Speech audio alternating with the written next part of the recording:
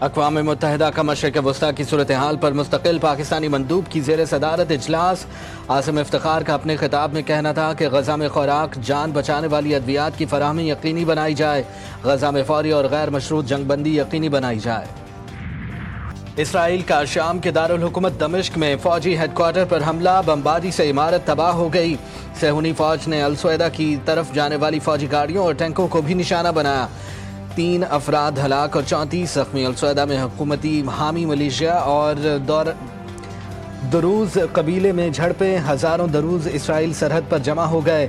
صہیونی وزیر اعظم نیتن یاہو نے کہا ہے کہ ہم پر اپنے دروز بھائیوں کے تحفظ اور حکومتی ملیشیا کو ختم کرنے کے لیے کام کر رہے ہیں۔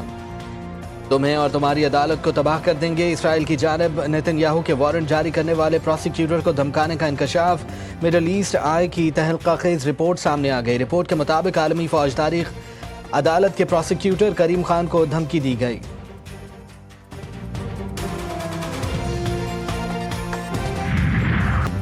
صہیونی فوج کی خان یونس میں امدادی مرکز پر فائرنگ اور زہریلی گیس کی شیلنگ، دم گھٹنے اور بھگدڑ سے 21 فلسطینی شہید، درجنوں زخمی۔ صبح سے جاری فضائی اور زمینی حملوں میں 59 فلسطینی جان سے گئے۔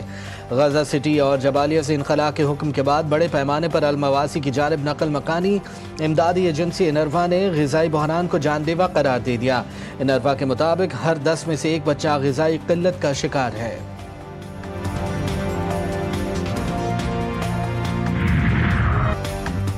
بلوچستان میں پھر دہشت گردوں کا بزدلانہ وار، قلات میں مسافر کوچ پر گولیاں برسا دی گئیں۔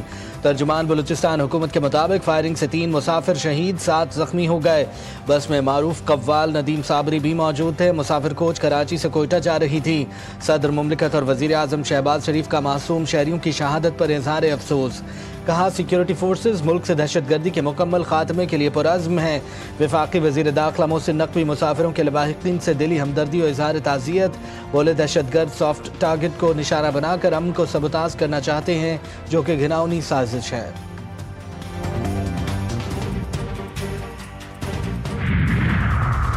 کاؤنٹر ٹیررزم ڈپارٹمنٹ اور حساس ادارے کا ہب ریور روڈ پر آپریشن، فائرنگ کے تبادلے میں 2 دہشت گرد ہلاک۔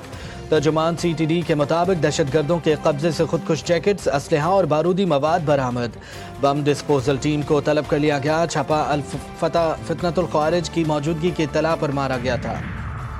ضلع وران میں فتنۃ الہندوستان کے دہشت گردوں کے خلاف سیکیورٹی فورسز کا آپریشن، 3 دہشت گرد ہلاک۔ فائرنگ کے تبادلے میں میجر سید رب نواز طارق شہید۔ ISPR کے مطابق میجر سید رب نواز طارق شہید کا تعلق مظفر آباد سے ہے۔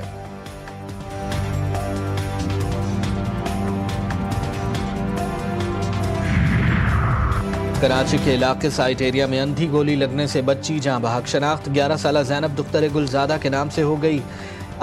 SSP کے ماڑی فیضان علی کے مطابق قریب ہی شادی کی تقریب میں ہوائی فائرنگ کی جا رہی تھی۔ دلہا اور اس کے والد کو حراست میں لے لیا گیا۔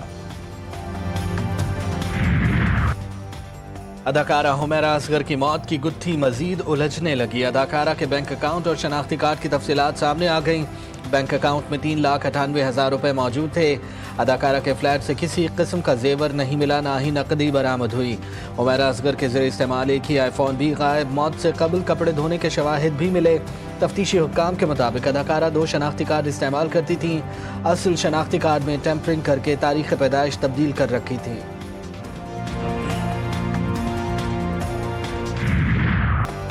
پاکستان کے لیے اچھی خبر، پاکستانی پروازوں کو برطانیہ میں اڑان کی اجازت۔ برطانیہ کی ایئر سیفٹی لسٹ سے نکال دیا گیا۔ پاکستانی ایئر لائنز پر عائد پابندیاں ختم۔ پاکستانی فضائی کمپنیاں برطانیہ کے لیے پروازوں کی اجازت کی درخواست دے سکیں گی۔ پاکستان میں تعینات برطانوی high commissioner Jane Marriott Pakistani airlines سے سفر کی منتظر، کہتی ہیں پاکستان کے ساتھ فضائی رابطوں میں بہتری خاندانوں کے ملاپ میں مدد دے گی۔ قومی ایئر لائن کی ایک بار پھر فضاؤں میں اڑان کی تیاری۔ اسلام آباد سے مانچسٹر ابتدائی طور پر ہفتہ وار 3 پروازیں چلائی جائیں گی۔